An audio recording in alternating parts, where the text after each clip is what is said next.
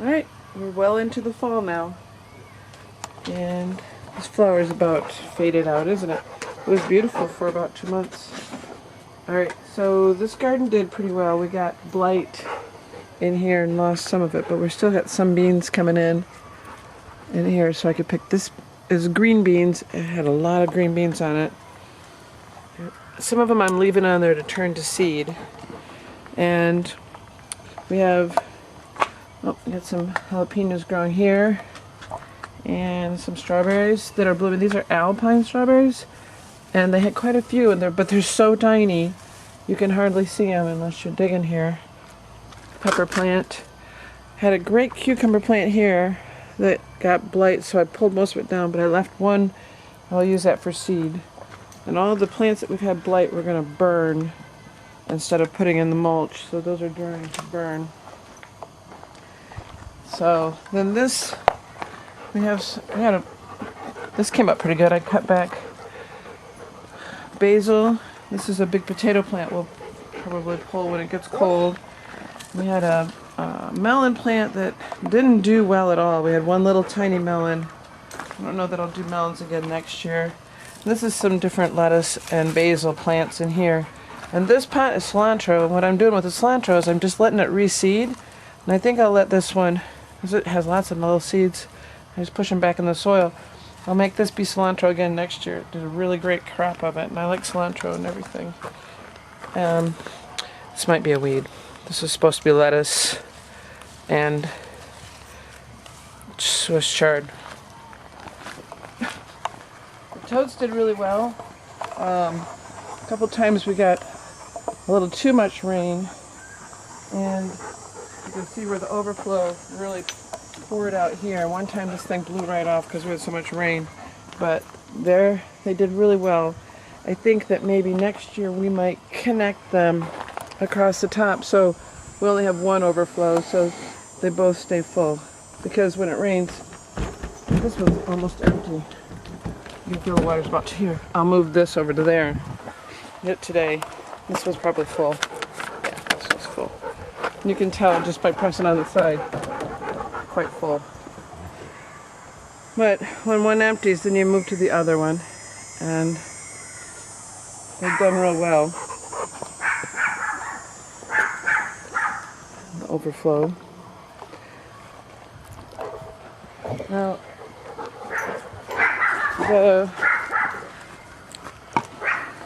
the water came in here, and you can see it's still dripping. Well, the problem we had with it, with the flow that we got here is, and you can see it's dripping pretty good. There's one. What happened is after we got all the garden set, it was pre-leveled really well, and it was hardly dripping at all. But I think it's settled down here. So a couple of these. Yep, this one's got water coming out of it. This is our low spot. So the water drips constantly under here. This one's too low. But in order to keep the ones on the other side of the garden in the water, these have to be, so we're going to try something different next year so that we don't have to have them so perfectly level. We did peppers. We have red and green and orange peppers. They did really well in the buckets, and we've already harvested quite a few. And the same with the jalapenos. There's another jalapeno plant down here with some really nice peppers. They're starting to, you can see it's fall, they're starting to get cool at night, so we're losing leaves. We have the eggplants did really well too. And we left some eggplants on. These have gotten too far. These were very tiny little eggplants. You can see these, we'll leave these for seed. A couple of them we didn't quite pick. There's two here we can probably still pick this week. The beans, I've already harvested some beans. This one's actually coming back. And these are some beans that we froze a lot, made green beans with. These, I've left some of these on for seed for next year. And the squash and the zucchini didn't do very well. They got blight, and then we had squash bugs. But they keep trying, they keep blooming. We've had a few. There was a zucchini on one of these the other day. Is there still right here? Let's see it. Little tiny one growing. So they didn't, I'm not sure that we'll do the zucchini in buckets again next year. Here's another eggplant. These are dry beans. These were actually soybeans that I've already harvested. What they do is they dry up and then you take them in and deshell them and keep them for next year.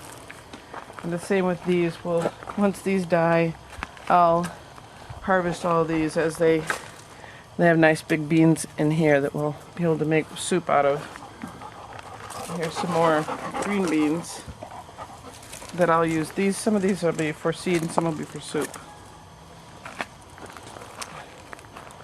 The tomatoes did actually amazingly well.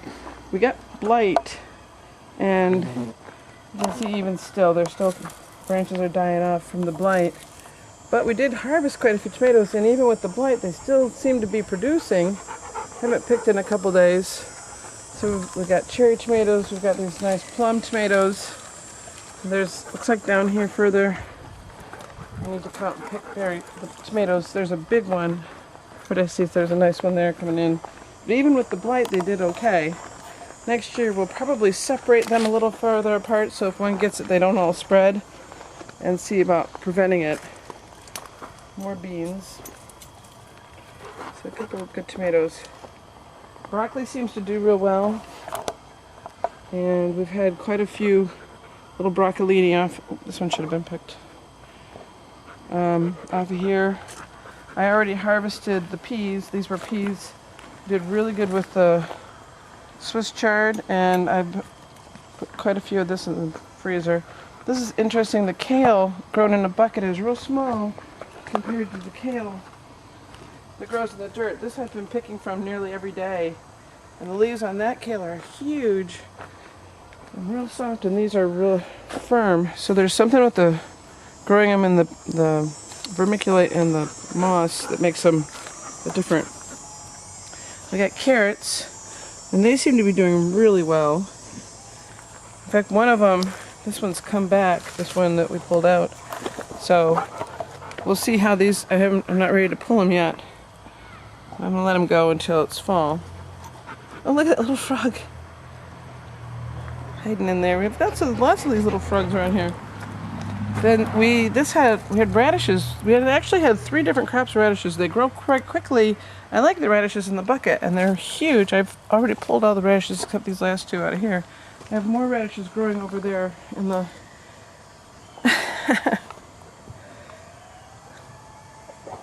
cute little frog. Lettuce does really good in the buckets. I think maybe next year I might plant more lettuce. It's easier in the buckets. And this is a volunteer tomato that, nice, came back from last year. That might be a hybrid. We already harvested all the potatoes, maybe a little too early, but we were anxious to see how they did. They did not get blight, but we're still going to burn the branches just in case. Got a volunteer tomato in here. It looks like we need to pick tomatoes. Some more carrots, and in the back, radishes. Along at this other bed, these will all be dry beans. You can see they knocked my trellis over. They're so heavy. But these beans, we'll harvest these. These are ready, but I want to wait till they're all pretty dead, and then I'll take them all in and pull these all, save them for winter. We have really great, we didn't plant anything here. This is all from last year. Parsley, what's this again? I always forget what it is. Thyme? No. Is this thyme? And we got back here laying down. This lazy stuff here is fennel. No? Tarragon. Tarragon. Okay. Some mint, which I try and get rid of all the time. And we had some cilantro in there. And this is a massive sage plant that's probably 15 years old. Then we had a leftover squash that I didn't put in the bed, and it has produced so much squash. Look at the size of this thing. So I think the squash does better in the dirt than it does in the buckets. There was 2 of them that were huge. And then this cucumber plant, it's done. I left a couple on it. There's one way at the bottom, just see at the bottom, that I'm leaving for seed. And there's one at the top. We have gotten we've done 20 big jars of pickles from this cucumber plant, these 2 cucumber plants. I'm not sure what to do with the sunflower. The birds are certainly enjoying it, but it did great from a couple little seeds. We have a volunteer tomato, a little tiny plum tomato that's grown in there. And on the other side, it's just a seed that we got left from last year. On the other side, we have another tomato plant that did really well. And because they started by seed, they're later than the others.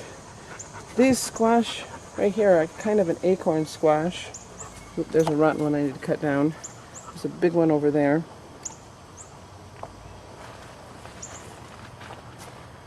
And then this plant right here was our best bean plant that we like a lot. And it is still having beans. Yep, here's one.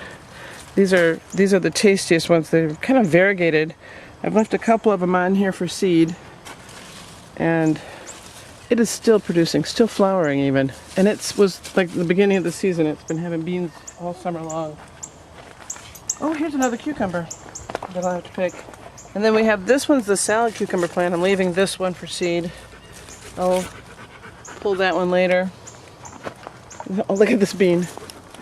Wrapped around itself. I think I'll leave that one. That's massive. But they're so good. Pick some beans later. Another kale plant. I've been pulling a lot of kale. And another squash back here. Look at that squash plant. So if it hadn't been for the blight, we would have done a lot better. A lot of the stuff in the back you can see it right here, the leaves are kind of dusky, like a powder on them. So we'll burn all these leaves. The beans don't get blight. This is a squash that's kind of, the cucumber that's grown up here. You can see the cucumber plant. Cucumbers and the squash get it. The beans don't. And so the beans are healthy. It's fall, so they're starting to go. So let's go look at the front, the keyhole. Okay, so the keyhole garden took off like crazy. I had 2 tomato plants left over from the buckets, and so there's one right here. This is one tomato plant right here, and that's another tomato plant right there. This whole thing is one tomato plant. I think that the keyhole garden is a huge success. Everything that we've planted in it has gone just crazy. There's actually 2 potato plants planted in here somewhere. Like, I think this is a potato plant down in here, and there's another potato plant in there. Oh, there's a pepper plant. Can you see the red pepper down in jalapeno pepper?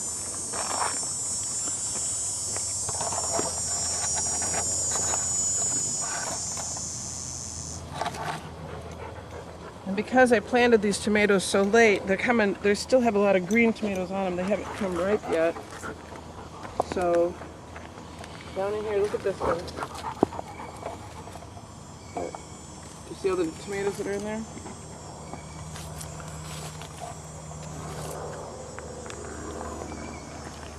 I planted carrots in here. The carrots didn't do as well, I think, because they're all in the shade of all the other plants. But there's carrots throughout. And then this tomato took over. Jalapenos, can you see these jalapenos here?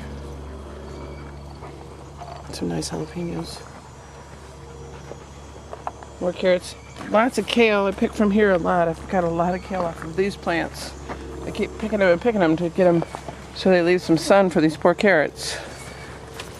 Somebody's been out here picking these. I don't know, they're just about to bloom. Whoa, look at this tomato. Here's a big one ready to pick. No. Oh yeah, this is overripe. Got a little too far.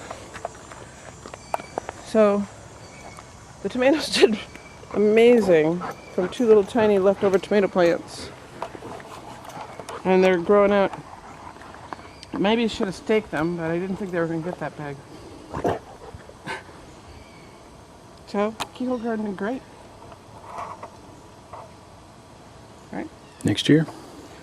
Oh yeah. Next year I think I'll stake the tomatoes. I don't know if I'll plant as much kale, but I definitely want to add that. And I want to add up in here, across the front, I'm going to plant quinoa. I think I want to make a bed because they grow tall and they like dry sunny spots. And this is definitely a dry sunny spot.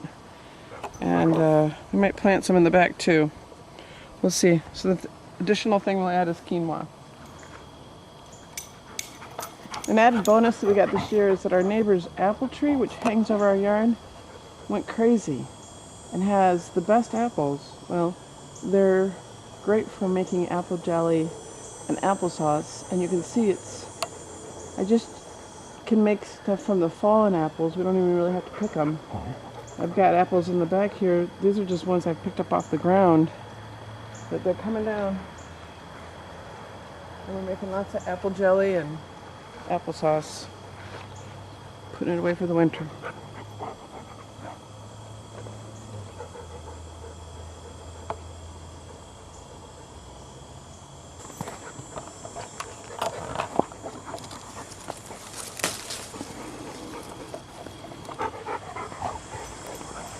I like to pick them up before they get rotten.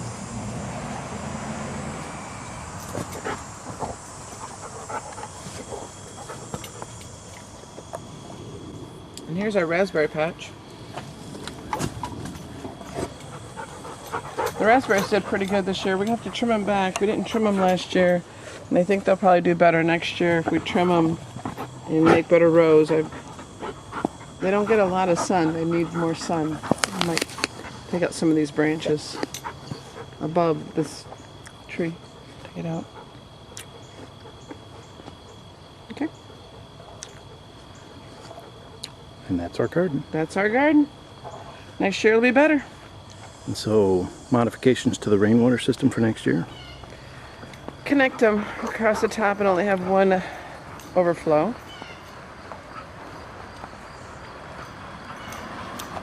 Maybe make a T so that the water goes in there. We don't have to switch it. So they pull from both at the same time. So raise the two overflows. Right. And then add a connecting pipe. Add a connecting pipe. So that if one tank gets full, it overflows into the one that's empty. Right. And then they can both overflow after that. Sure. For next year. And then on the buckets, what we'll do is I think we're going to switch to the 2-bucket system with the water in the second bucket and get rid of the pipes with the connectors. And that way, if there's a little bit of a fluctuation in the height, we'll still use the wood rails in the buckets, but we'll do a 2-bucket system. I think that they'll have more water and they'll be easier to keep level. We won't use quite as much because we're dripping all the time. And I'll spread my tomatoes out a little bit further so that if one gets sick, they don't just pass it.